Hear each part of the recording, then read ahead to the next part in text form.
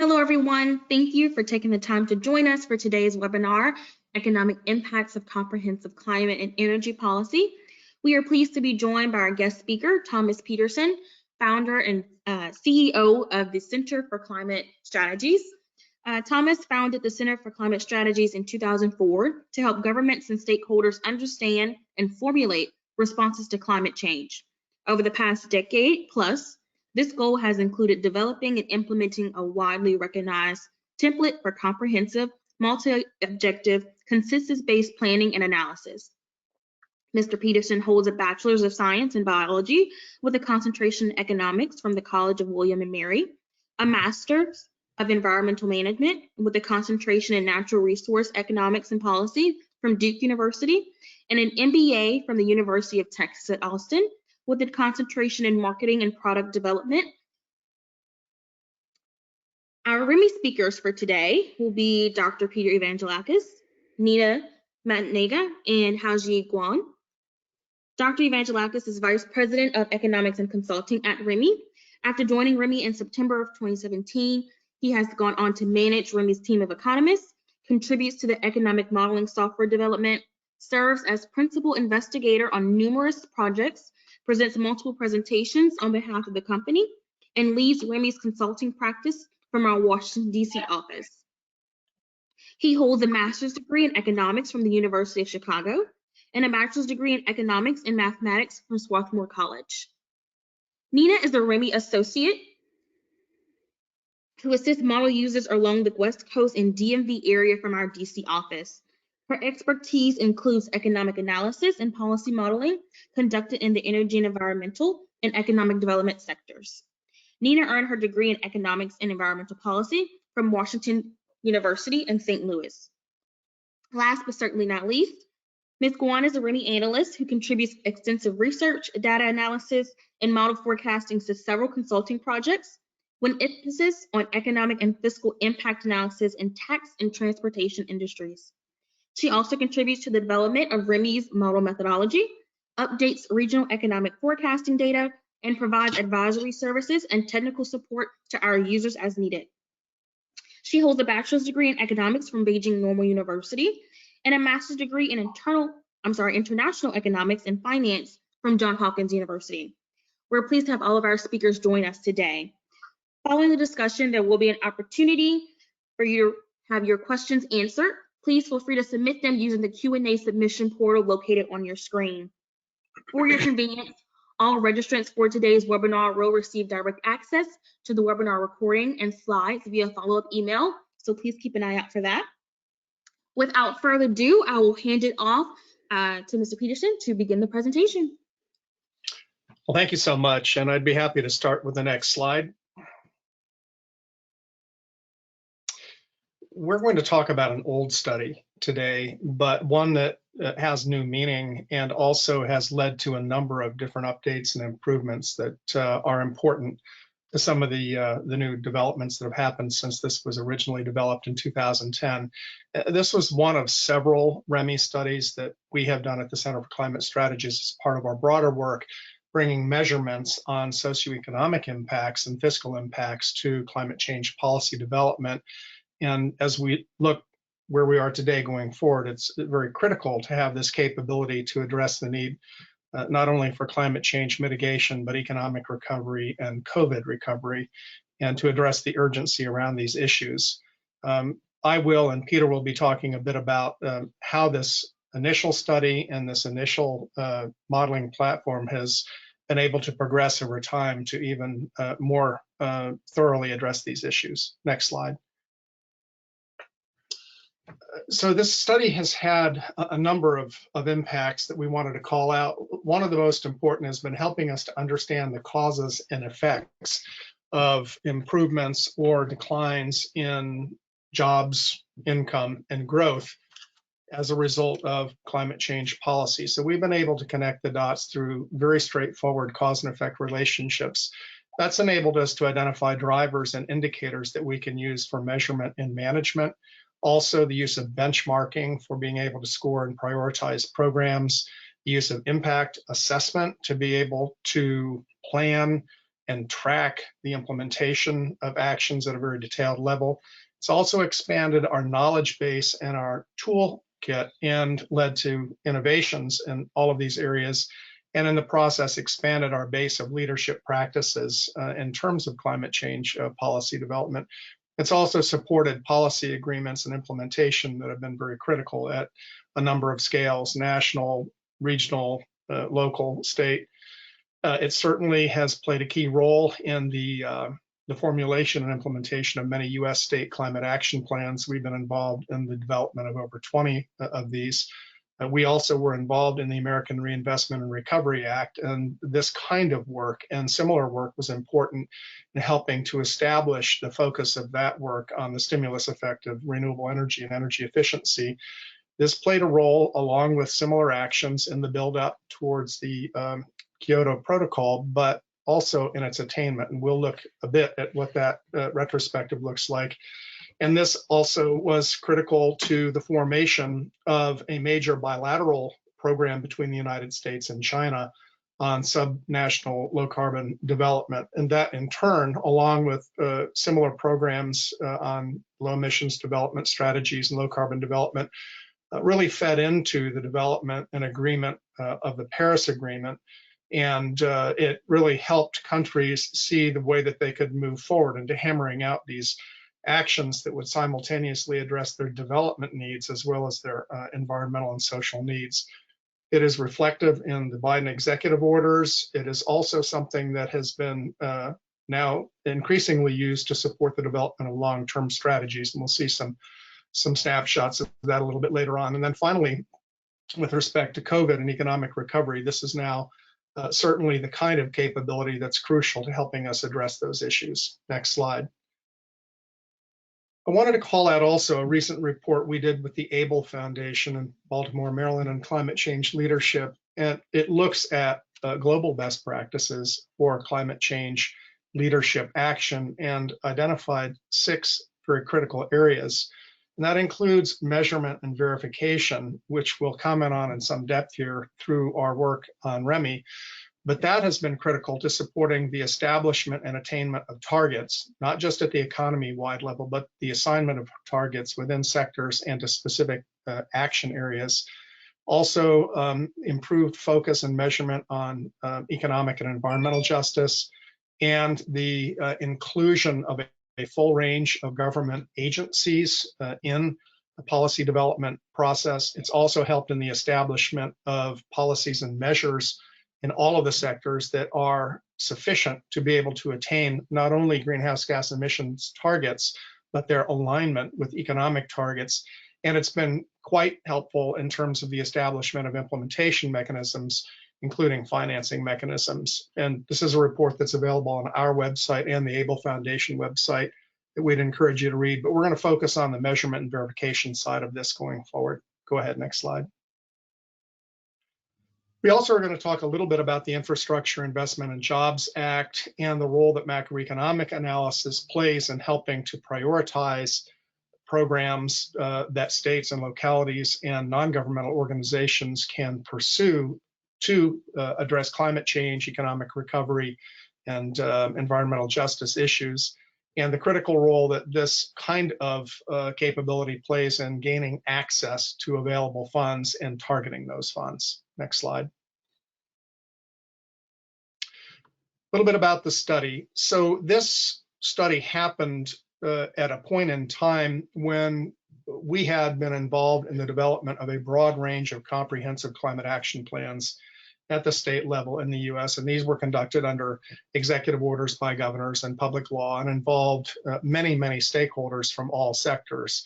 And the results of these plans, which were extremely detailed, gave us a pretty broad spectrum of inputs to actions that potentially could be scaled at the national level for ultimate implementation by states, localities, and even the federal government, and also were consistent with federal legislation being proposed at the time to establish targets. And so this study looked at how that might be done through the lens of these stakeholder-based efforts through US states, and looked very specifically at impacts that would be associated, and including greenhouse gas emissions reductions, but also direct costs and savings, and then the macroeconomic effects using the REMI model. It's comprehensive across all sectors, and it consolidated all of these approaches in a single study. Go ahead. We applied REMI here, as we have in so many other cases, because of some really key functionalities that it provides. The first is, and we'll see this in a moment, it gives us the capacity to assess line item impacts of policy measures, the cause and effect and impact results of very specific policies and measures in each sector.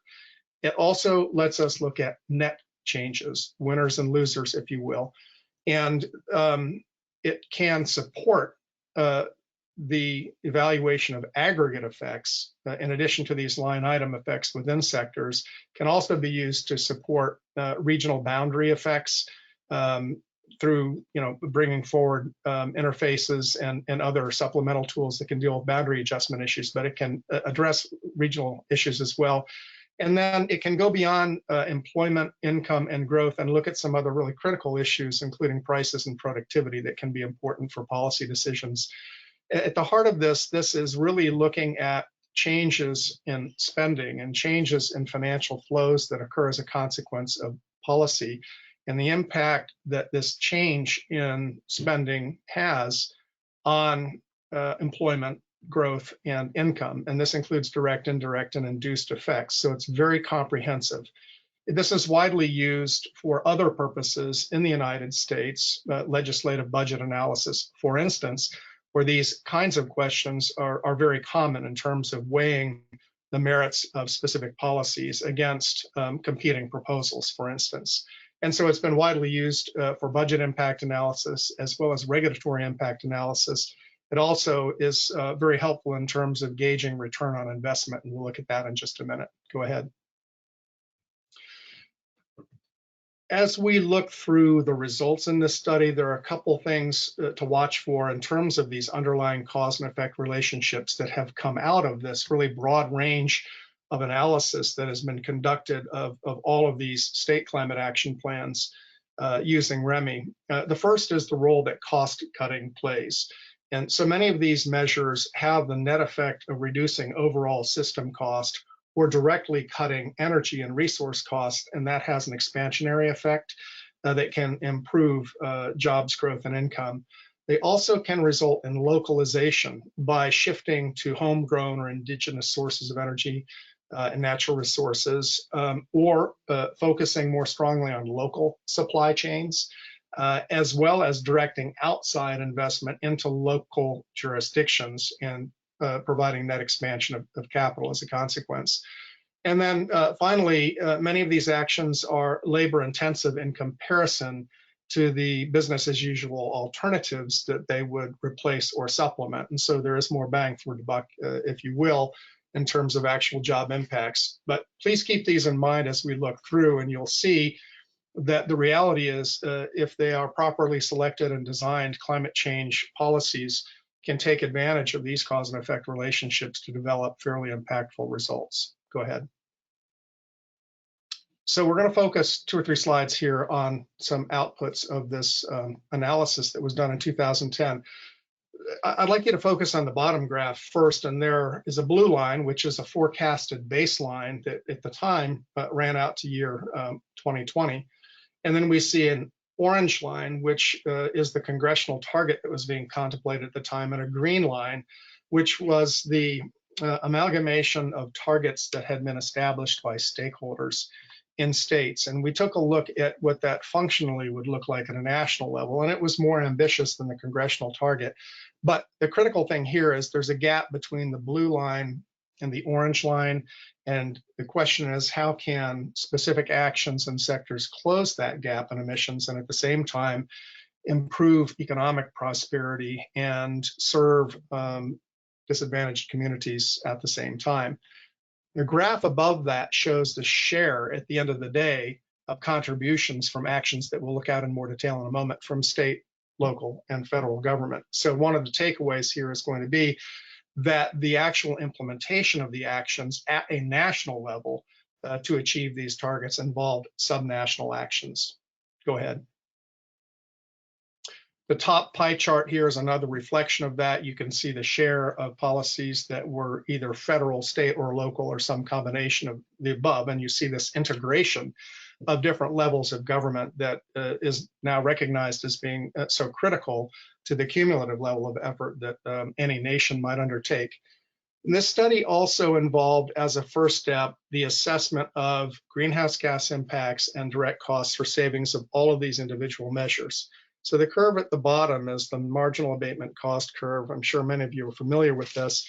And this tells you on a net basis whether these actions will save or cost more than zero, more than a break even. And then the length of the bar tells you what the level of impact they will have on the baseline emissions of greenhouse gases, how much they bring that blue line down. I just want to note again here, this involves very specific line item analysis of individual policies and measures in all of the different sectors. So, far from being just kind of an aggregate across sectors, this is pinning things down at an extremely specific level.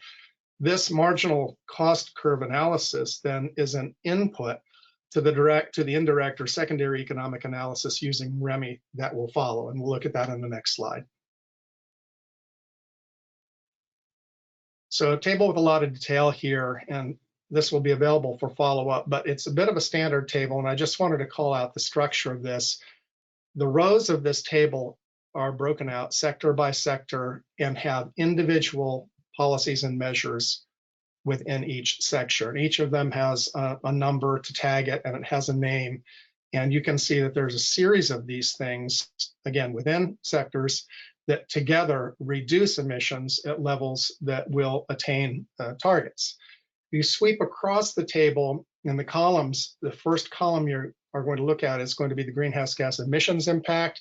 Then it will look at the direct cost or savings associated with the action. And then it's going to ultimately look at the net impacts on employment and growth. This particular table doesn't have a per capita income impact, but that's something that could have been added. But this is now a pretty standard structure in terms of impact analysis for climate change policies that can be developed by any jurisdiction. You really can assess the individual and aggregate effects of all of these specific actions at the direct and the indirect level. Go ahead. This is a visualization of that kind of table. This happens to be for work we did in the state of Minnesota a few years ago, and it will show you an index here for growth, income, and jobs for these individual policies and measures in all the sectors, and give you kind of an at-a-glance feel for the degree to which they contribute or not in these areas. Go ahead. This is some work that was conducted using REMI for the state of New York that looks at one very specific action, which is building codes. And you can see what REMI is able to do in terms of breaking out under the hood the positives and negatives, or winners and losers, that would be associated with any given activity area. So the black line shows you that building codes on a net basis are improving employment. But when you look under the hood, you can see that it really varies depending on what particular component of the shift to new building codes is occurring, whether or not that's going to result in a gain or a loss. So this is very helpful in terms of the diagnostics of these shifts that might occur within an area, and where it's really critical to understand the differential effects on labor pools, for instance. Go ahead. We also did a next step on the 2010 study for some follow-up work that we did at the national scale, and specifically looked at the return on investment for funds that would be spent on these actions. In this case, it is aggregated by sectors in terms of the job creation. So we looked at dollars per jobs created, if you will. That's an oversimplification of the analysis, but I think the essential point here is that when you have developed this kind of analysis, then you potentially can move forward and do a return on investment for job creation. And the punchline here is these are very competitive numbers in terms of job creation. Go ahead. Also, this work enabled benchmarking that can be used for screening and selecting programs for investment purposes. So this particular chart came out of work we did about the time the American Reinvestment and Recovery Act was being debated, and it was put together in order to portray the potential impact of moving money into state and local programs to address these specific policy and program areas. And we're able to grade them out and rate them in terms of their readiness and their level of impact. So benchmarking is another fairly important capacity that comes out of this underlying work. Go ahead. I wanted also just to provide a retrospective. You saw the earlier lines about the blue line showing emissions projections in the United States and an orange line for a congressional target. And of course, we had the Kyoto targets out and about around that period of time or a bit prior to that, raising the question mark of, how well is the United States doing in terms of its attainment? And what's the reasoning behind that? So we did a study that asked the question, why are we seeing declines in emissions in the United States? And this was done in about the 2012 period or whatever. And it was able to go backwards and identify not only the shift in the downward shift in emissions that had occurred, but attribute that to these same very specific line item policies and measures. And so once again, we see the importance of line item analysis. And this showed also that most of those gains in emissions reductions were as a result of those policy actions and not the result of recession. So we literally spliced out the recession effect and isolated that against the policy effect. So, I mean, the short story here is these very pragmatic actions were the ones that states and the federal government pursued, and among other reasons, because they were favorable economically, the ones that got implemented, and they really did make a difference in terms of the national trajectory of greenhouse gas emissions. Go ahead. Finally, just a couple quick slides on indicators. So we saw the earlier cause and effect slide about cost and localization and job intensity.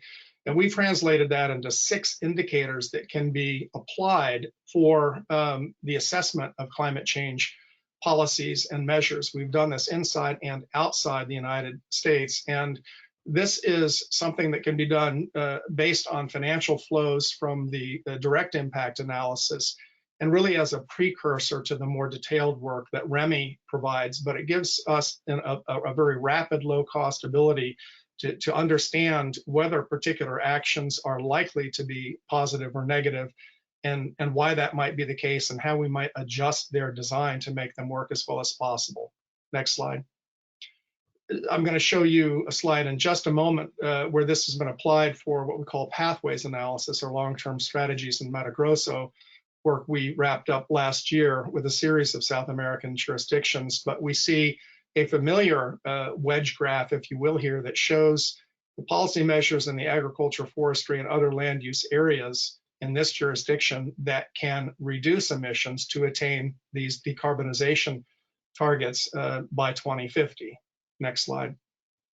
And now we look at the indicator-based assessment of those individual actions behind those wedges to ask the question, what do these look like from a macroeconomic standpoint?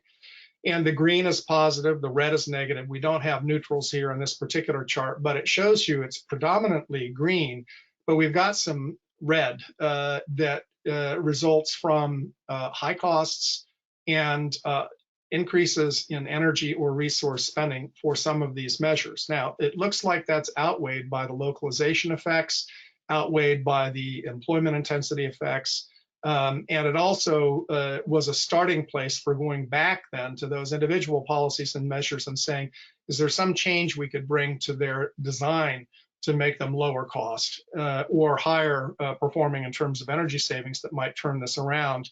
It's a little bit more complicated because as you go out in the future for these actions, it becomes more possible to accomplish all these things. So the time element is quite important. But this is just a quick indicator snapshot to give you a sense of how these indicators can be used to scope the potential impacts of actions for further development. Next slide.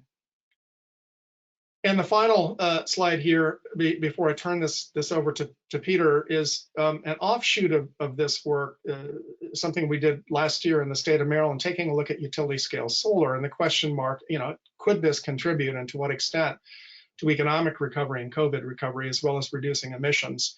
So I want to be clear, this is not a REMI analysis because this is not showing the net effects of changes in policy-induced spending that would occur. However, what it is showing are the inputs to that kind of analysis that show that there would be substantial new spending on labor and substantial new local tax revenues. And so when you feed them into the REMI model, you could then imagine how the model would perform in terms of taking a look at the stimulus effect of these kinds of actions. And this was really all about looking at the reform of state policy on the siting of utility scale solar and the question of whether or not that would be favorable in terms of economic and fiscal recovery. And the answer looks like it's very, very promising. So I'm going to leave it at that and turn it over to Peter to take you further into the REMI modeling.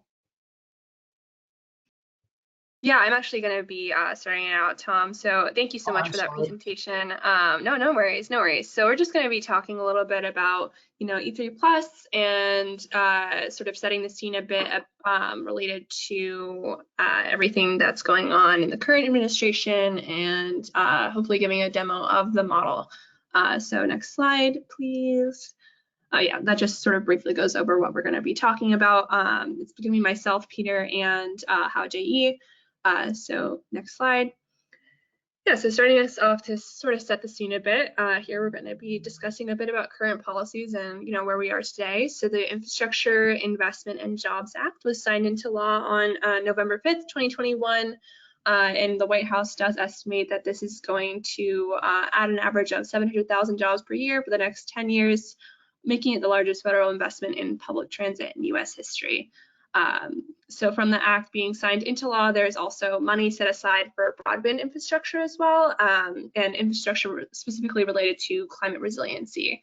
And also, on an equity note, the bill also does require 40% of expenditures to go towards investments in underserved communities. And there is an element related to like Buy America, which I know was a sort of a large topic last year, at the beginning of last year, to increase local supply chains. So, however, as many of you know, the original plan to have both infrastructure and Build Back Better passed into law together has hit a few road bumps along the way. Specifically, it's been said in the Senate that it's sort of dead in the water, and so it's been putting somewhat of a hold of things, at least until we get more towards budget reconciliation efforts. And then maybe next slide as well. The Biden administration has also made some efforts on the executive order side of things that are somewhat more aggressive when it comes to EVs and clean transportation infrastructure, such as the goal of having 100% of vehicles sold to be EVs by 2035, which a lot of companies have sort of taken to heart. And Ford has come out with another EV, and a lot of different car companies are using that, taking that seriously. And some of the promises made at COP26 were a bit more aggressive when it comes to reducing greenhouse gas emissions in America by 2030. So from here, I'm going to hand it over to Peter, who will be talking a bit more about how the REMI model can be applied to current policies. Thank you. Thank you, Nina, and thank you, Tom. What I want to do is really pick up where Tom left off in terms of really thinking about how, obviously the REMI model and CCS have been used in doing the types of analysis that are really relevant to the issues that we're looking at today. And what we want to share from the REMI side are some of our developments that we've made in terms of modeling capabilities that allow us to really dig under the hood even more than we had been in the past.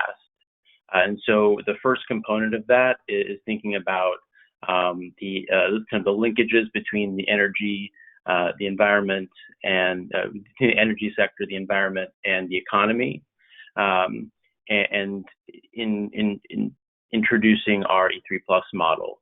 So this first slide really just kind of visualizes, with some examples, kind of the very tight relationship between, for example, the energy and the environment in terms of, how energy choices impact the environment, how environmental policy and environmental regulation can have economic impact, how economic activity can change energy usage, and many other linkages across these three key sectors that are at the heart of the infrastructure bill, the Build Back Better. A lot of the energy and environmental components.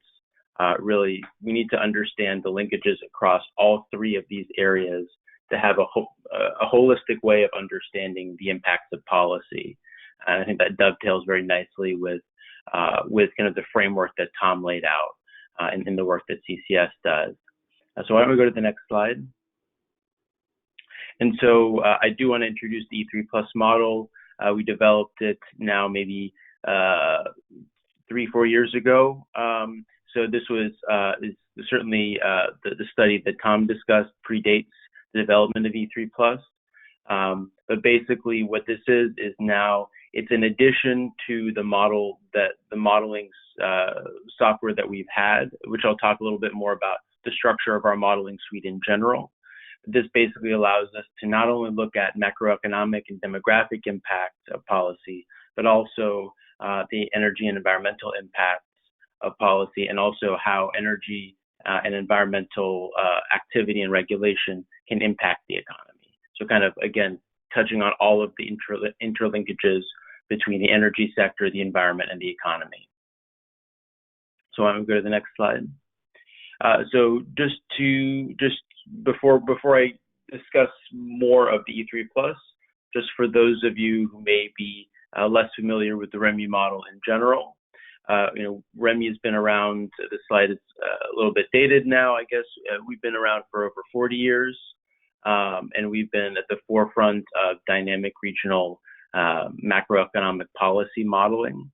And really what we do is we've taken decades of academic peer-reviewed literature across several different types of economic modeling and put them together to develop a more holistic policy analysis framework.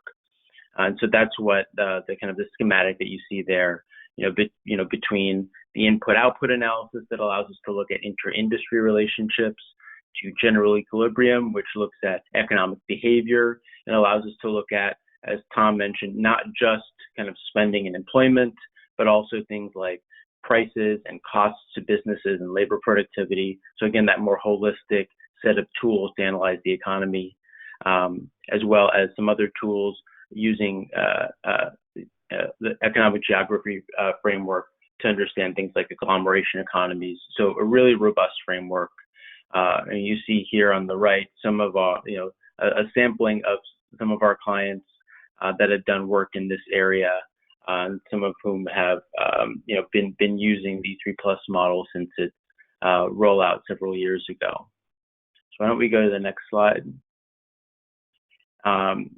And for the last slide and this slide, there's not going to be any pop quiz. This is really just meant to give a sense of what's going on. There's no need to understand the nitty-gritty of this model structure, but basically the model structure here is we have a kind of a big picture. That top box, the output and demand, that's the big picture. That's what are the key indicators in the macroeconomy.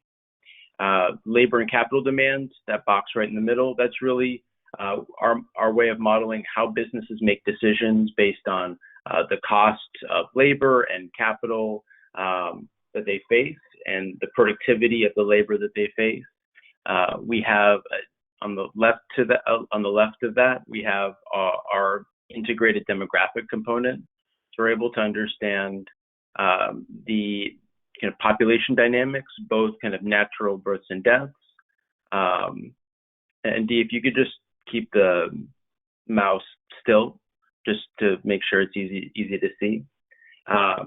So we have both kind of natural births and deaths in terms of population movement, but also importantly, migration decisions across regions that are based on economic conditions like job availability and cost of living.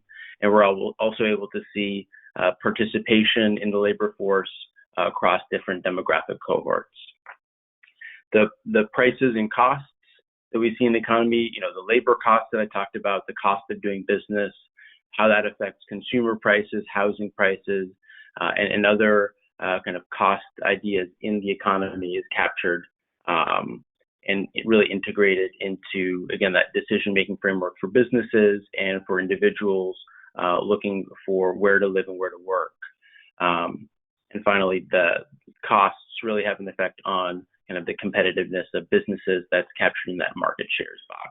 Really, so it's the takeaway here is not so much the nitty-gritty of what's going on, but that it's been this robust kind of framework has been built to really capture all parts of the economy, kind of a lot of the key dynamics that that really interact with each other.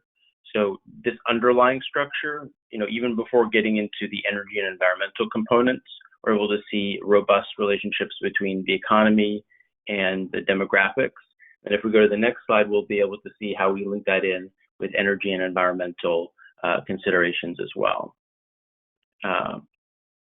So essentially, REMI models are built in a modular way. So basically, when we built the E3+ model, we took the modeling framework that we already had, the software that we already had, and we built additional functionality on top of that in a modular way in order to, again, both capture the effects of energy and environmental policy on the economy and also capture the impact of the economy on energy and environmental activity. So, for example, this slide lists kind of a selected list of some of the key features of E3+. So one is an energy consumption and emissions module. So we're essentially able to look at what I like to think of as kind of a dynamic carbon footprint of policy. So if we, if we look at a change in policy, there are a number of great environmental models that will tell you in kind of a static sense, if we change policy, if we impose a regulation, what are the environmental and energy effects on that? What is the, for example, carbon footprint of that policy change? And what we can do is build on top of that and say, well, that's one component of the carbon footprint. But really, the full carbon footprint also has to do with how does that regulation affect economic activity? Because economic activity is a major driver of energy use and emissions. And so we're able to capture all of that as well. So we're able to look at, what are the impacts on energy consumption and carbon dioxide emissions. And this also allows us to capture, for example, switching of power generation from, more carbon intensive to less or zero carbon intensive sources. So, for example, from coal to solar. And obviously, those have different energy consumption and emissions profiles that we're able to capture and show what are the impacts, what are kind of the net impacts. So, for example, you may see, for example, if you move from one to the other, you may see both the economic impact of that in terms of the different types of industries that are affected. For example, coal mining versus building solar farms. Those are very different industries, but we're also able to capture the energy and environmental impacts. We're also able, just down at the bottom there, to kind of on the flip side of that, look at the building of these types of power generation facilities and how those impact the economy. So on one side, we have the economy affecting energy and environment. And then on the other side, we have kind of facilities that are built to change the profile of energy and environmental impacts. And we're able to look at their economic effects. So looking at the construction and operations and maintenance of a variety of different types of power generation facilities. So for example, coal, natural gas, nuclear, solar, and then onshore and offshore wind. And we'll be showing specifically an offshore wind scenario when we get to the model demonstration. And so we're able to capture, based on a detailed literature review, what are the different economic kind of components of these different types of facilities that obviously have very different environmental impacts. We also have several other features of the model, for example, being able to look at defined carbon tax scenarios more easily, as well as looking at social cost of local pollution and how that affects kind of economic migration behavior based on desirability of living in more or less polluted areas. And that can also, for example, touch on things like questions of environmental justice, where is pollution highest and lowest, and which communities are able to, for example, move away from higher pollution areas and which have less resources to do so. So that can bear on that discussion as well. So why don't we go to the next slide? And speaking of kind of the justice and kind of diversity component, we also have rolled out even more recently in the last year or so our SEI, or Socioeconomic Indicators module that we can add on to, again, any one of our models. And that allows us to look at not only economic impact and demographic impact, but a number of economic impacts broken out by different demographic groups. So, for example, for employment, we're able to now look at employment impacts by race and by gender, by educational attainment level, by different income distributions. We're able to look at compensation, again, kind of looking at income distributions. We're able to look at the price of different consumer baskets based on income quintile. So for example, if lower income folks spend more of their income on certain types of goods versus higher income folks, then an increase in the price of those types of goods will have a disproportionate impact on those lower income households. And then we're able to look also at labor market participation. So participation rates by race, by gender, as well as unemployment rate. So we're able to really capture, and I think why this is so important is, especially, in the current administration, these types of considerations have become really important to understand. And how does policy serve not just kind of the aggregate economy, but how does it serve all of the different stakeholders, all of the different groups within that, within the population, within the nation, that have different characteristics and that respond differently to to economic and other conditions. And so we're able to capture that a little bit more robustly now. So really, between the E3+ model and the SEI model, we're able to now be well positioned to understand not only the economic impacts, but the environmental, the energy, and the equity impacts of these types of policies. Why don't we go to the next slide? So this is just a brief slide here that gives some examples of some past studies that have touched on these types of policies. For example, looking in Minnesota at some utility work done by some of our university clients, as well as work done from California to New York. So why don't we go to the next slide?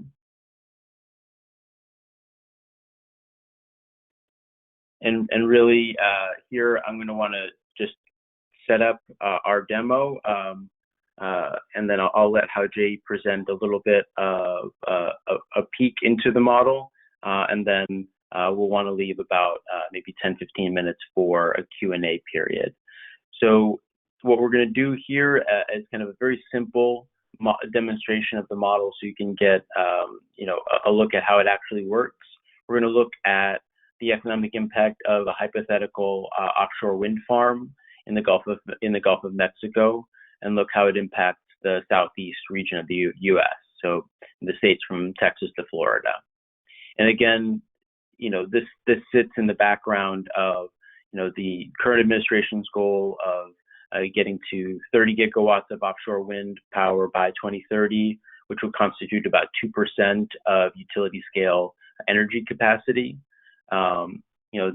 This goal is supported by federal tax initiatives and other awards. The Bureau of Ocean Energy Management has started pre-leasing offshore wind in the Pacific and soliciting interest in offshore wind development in the Gulf of Mexico. And we've certainly seen, as you can see in the map here and in a previous slide, a lot of offshore wind activity off the northeast coast of the U.S. as well. So with that, I'm gonna turn it over to Hao-Jie to give a brief demo. Hao-Jie, if we can keep it to maybe 5 minutes, because I've gone and talked too long. So we want to make sure to give folks a Q&A time, but about a 5-10 minute intro to our model. Thank you. Yeah, sure. Thank you, Peter. And now we are looking at the home window of E3 Plus. For the modeling purpose, I'm going to show like the two main tiles. The first one is the regional control forecast that serves as our baseline and show business as usual results. The second one is a simulation forecast that capture all types of simulations scenarios that can be compared to the baseline. And yeah, so let's go to the first one.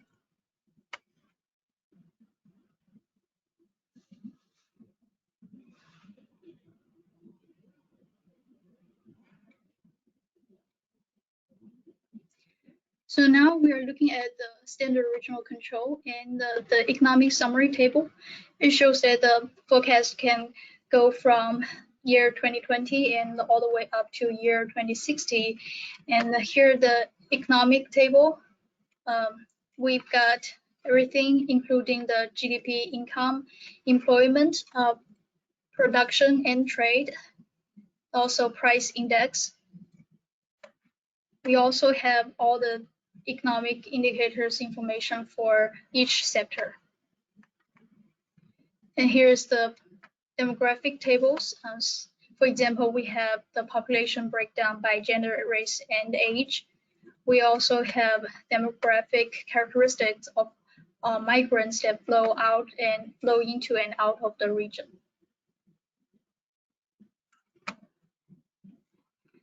The second tile I'm going to show is to start a new regional simulation.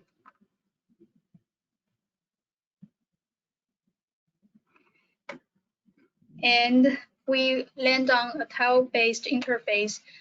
Each tile under featured shows some number of energy-related policy variable.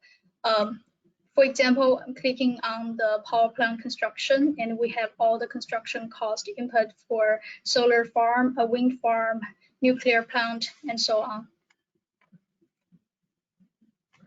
And if you'd prefer to see all the available variables for your forecast, then you could go to the full list tile. So here we've got everything from employment, output, industry sales, fuel cost, and gas tax.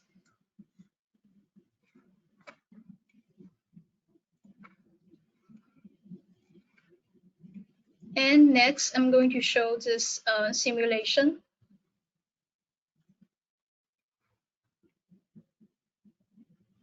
As Peter just mentioned, like in the very simplified scenario, we're going to build an offshore wind power plant in Gulf of Mexico.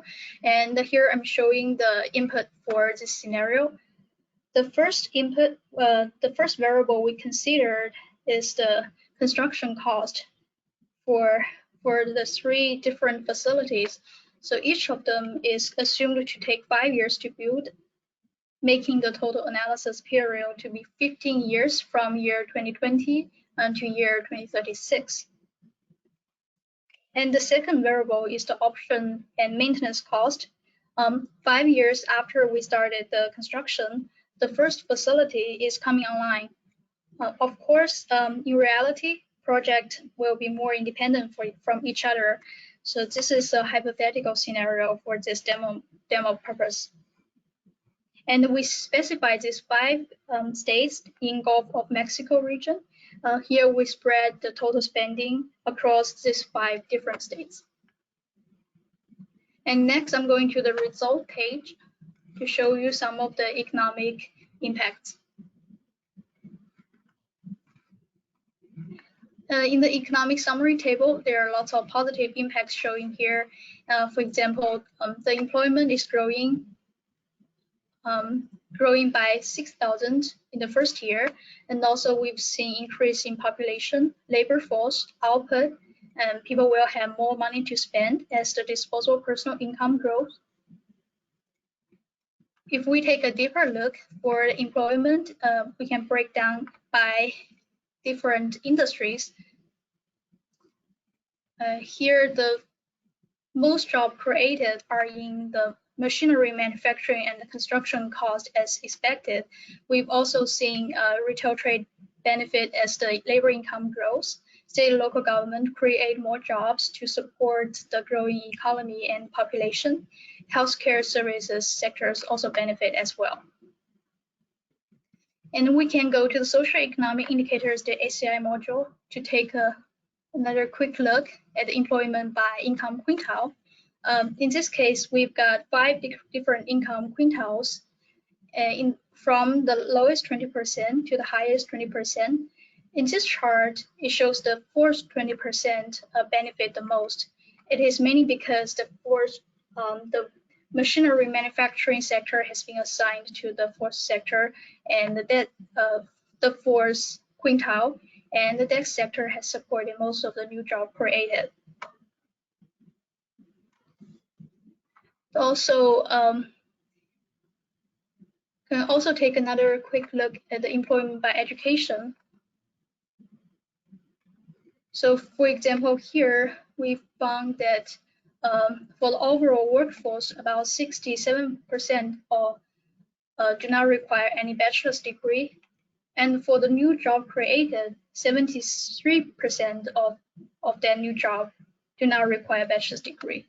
So this shows that the construction project will provide more job opportunities for people with limited educational attainment. Finally, here is the very unique feature of a unique section of E3+. It's the energy section. And for example, this energy consumption table shows the energy consumption for all the users, the residential, commercial, industrial, and the transportation users for all different fuel types, including petroleum, natural gas, coal, and electricity. And this table shows the increase in consumption for all the fuel types for most of the year. So yeah, this is the end of this demo, and let me give it back to Peter to make some final remarks. Wonderful, thank you. And just a note here with those kind of positive impacts, since we've just put in an increase in economic activity, that's what's captured by those increases. I think really where we would be going is obviously shifting away from some more carbon intensive types of energy production towards offshore wind, and that would be where we would see some of the declines using that module. So with that, I'll just turn it back over to Dee to administer a Q&A. Thanks everyone for joining, and we look forward to your questions. Thank you so much, Peter, Nina, Haji, and Tom for that great presentation. We do have several questions that have come in throughout the discussion. We do understand if our audience members have a hard stop at 3 p.m., but we will stay on to continue answering these questions. So jumping straight in, for Tom, we have a question. It says, were there any difficulties in obtaining data for modeling the consequences of implementing measures to reduce greenhouse gas emissions?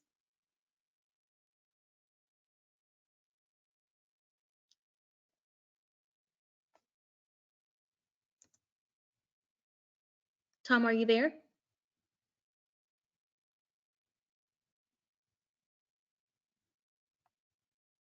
I'm sorry, I was on mute. Can you hear me now? Yes, we can hear you now. Okay. Well, yes, it's certainly an issue everywhere, and it's been particularly an issue in the work we've done in developing countries. We're always looking for best available data, and if necessary, at times we can use proxy data that is from one jurisdiction, but then is scaled to another and adjusted based on circumstances. And I'd be more than happy to kind of set aside time with one of our analysts who goes through this procedure of kind of identifying and using the best available data sources. I think the bottom line is it has not been a barrier to conducting analysis once we've been able to do the work through on the barrier issues. Thank you. It says, are local measures aimed at achieving national GHG reduction targets only the implementation of state and federal plans, or also local initiatives? If I understand the question correctly, the study we did, which would be consistent with really fully aggregate national approaches, is that it brought forward the impacts of actions that occurred through the implementation of authorities at the local, state, and federal, state or provincial, and the federal levels. So what we looked at in our study is really the assignment of responsibility for implementation, but we looked at the full scale effects of those policy actions being adopted where that would be relevant in terms of their implementation. Thank you. Another question, Thomas, is can you identify the categories of measures that have the largest contribution to the result? It says, oh, go ahead, I'm sorry.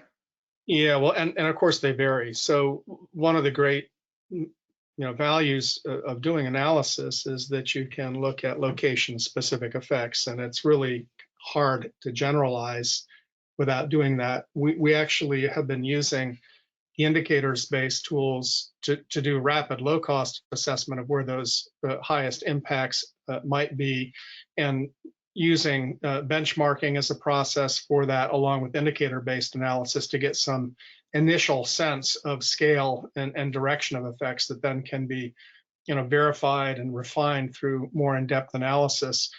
I think what we would suggest is if you want to know how these activities perform, start by looking at the baseline. The next question is how much of a shift in the baseline is going to take place? And the third question is how is that shift going to be functionally enacted, and what impact is it going to have on things like comparative cost against baseline, localization, and job intensity? So that probably would be the best way to go about that. Great. Another question, which combination of measures under state and federal jurisdiction had the greatest effect on reducing greenhouse gas emissions? Well, you can look in the study that we did at the time in the United States to read those numbers out. And when you do that, recognize that we reported the numbers out in two ways. One is the standalone effect of an individual policy measure, and then its interactive or aggregate effect if it was implemented at the same time as everything else was. And so there is some overlap and interaction between measures that gets picked up. I'd have to go back literally to that chart to determine where the biggest reduction areas were. But I would say going forward, the starting place again is look at your baselines and where is your greatest percentage of greenhouse gas emission occurring right now? What does the growth of that look like? What's the potential for that growth being reduced through interventions by policy measures? And that really gives you your best indication of the potential areas that are going to have the greatest impact for greenhouse gas emissions reductions. You can add to that then this more structural assessment with a little bit of benchmarking on what potentially that means from a macroeconomic standpoint. That helps you grade out at the same time the ones that look like they could be best contributors to economic recovery. Thank you. It says, how did your 20, oh, I'm sorry. Oh, sorry, Dee, if I could just jump in real quick here, kind of at the end of the hour, and obviously we're happy to stick around for a few more minutes, but just while we're in the bounds of the 1 hour period, there were just some questions about the REMI model that I just wanted to address, and then we can maybe jump back into the flow. So there was the question about the REMI model. Hopefully that question was addressed. It does have input output, but it also has the general equilibrium and other components to make it more expansive than just an input-output model, especially especially with the addition of the E3 Plus and the SEI features.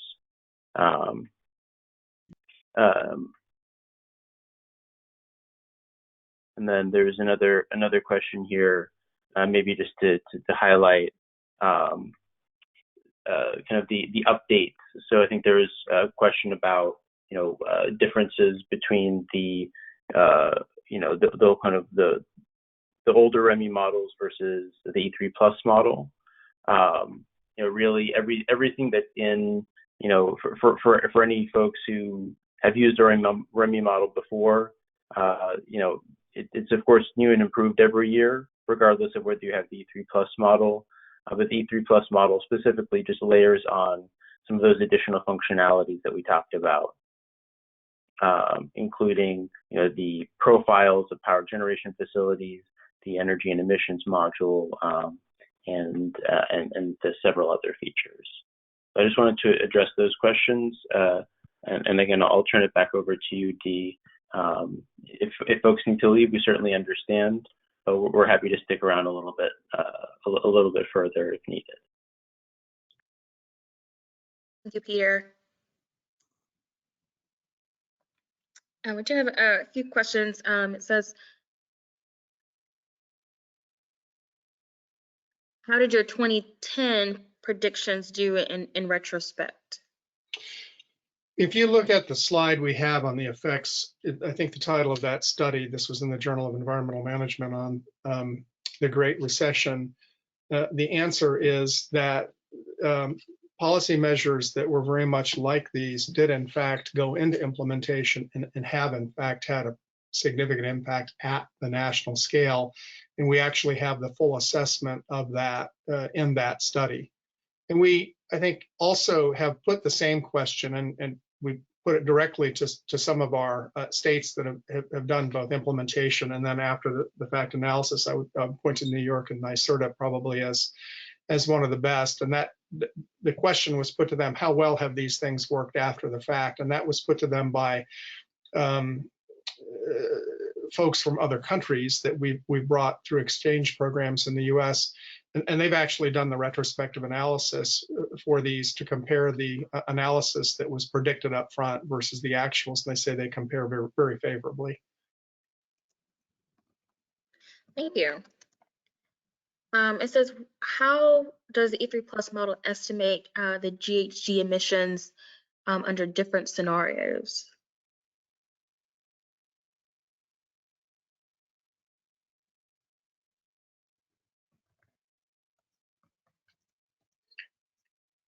Is this a question about the new version of E3, or is it a more general question about how emissions impacts can be estimated against baseline? I'm happy to address either. Yeah, I think it's towards the latter. Okay, yeah. So I think the really critical thing here is the concept of a baseline.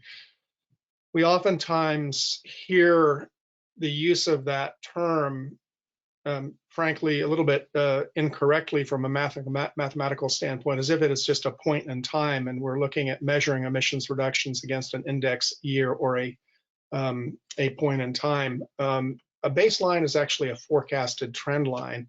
And so the analysis for emissions reductions is done off of that forecasted baseline. It's a reference case. The slang for that is business as usual. And a lot goes into that forecasted baseline. The question is, how much impact does policy have on shifting that baseline in one direction or another? And how do you best design policies to do that? So this is incremental impact analysis, or sometimes we call this beyond baseline analysis. It's a very critical point because you really need to develop first these baseline forecasts that are, and again, I'll use the slang term business as usual, in order to conduct an analysis that shows you how much impact a particular policy action would have that otherwise would not have occurred. And if you don't do that kind of analysis, you really don't know whether the emissions that occur at some point in the future were a consequence of activities that already are planned and in place, or whether it was because of new activities. So the starting place for all of this on the emissions side, and the same is true for the economic assessments, really starts with the baseline. Thank you, Peter or Haji. Do you care to comment on this question about E3+? No, I think we can keep going. Let's see. I do have a few people. And maybe just a couple more questions, and then after that, we'd be happy to to follow up offline. Yeah. It says, is REMI E3+ capable of considering the socioeconomic impacts of passing an irreversible climate heating tipping point? So the E3+, certainly when combined with the SDI component, will allow for kind of the socioeconomic impact analysis. As regards kind of tipping points, I think there's that would require some further discussion about exactly what that would entail. But in principle, yes, of course. Let me just add, the analysis we showed today was looking at climate mitigation, reducing underlying risk. It was not looking at climate change adaptation or vulnerability reduction, which is a different matter. Nonetheless, a very similar, if not same, set of analytics can be applied to adaptation and vulnerability to determine what the economic impacts of that looks like. That's something that I think Remy's had some webinars on, and we'd be more than happy to follow up on that. Thank you, Peter. Thank you, Tom. Looks like the remaining questions are kind of a compilation of yes, you will be able to receive direct access to the slides via follow-up email. They will contain the direct contact information of our speakers, so you feel free to follow up with them offline to continue the conversation. I want to thank Tom so much for your participation in this great webinar presentation. Thank our audience members for being here with us today. And as always, thanks to our REMI staff. We look forward to seeing you at the next webinar presentation. Before we conclude, Tom or Peter, any last thoughts? We're happy to follow up with anybody who's interested in learning more. I'm assuming our contact information will be available, and we'd be delighted to speak with you. Perfect. Thank you so much, everyone. Have a great rest of your day. Thank you, everyone. Bye-bye.